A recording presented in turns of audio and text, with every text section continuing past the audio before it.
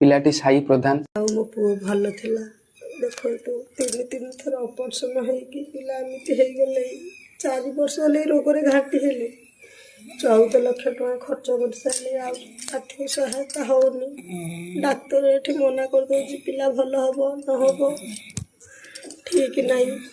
ତ ଭାଇମାନେ ଗୋଟେ ମା ଆପଣଙ୍କୁ ହାତରେ ରିକ୍ୱେଷ୍ଟ କରୁଛି, ମୁଁ ଭାଇ 5 ଲକ୍ଷ ମାଗୁନି 2 ଲକ୍ଷ ମାଗୁନି, ମୋତେ 1 ଲକ୍ଷ ଟଙ୍କା ସାହାଯ୍ୟ କିଏ କର, ଟଙ୍କାଟେ ହଉ ପଛେ ମୋ ପିଲାକୁ ମୁଁ ମୁମ୍ବାଇ ନେବି ଟ୍ରିଟମେଣ୍ଟ କରିବାକୁ।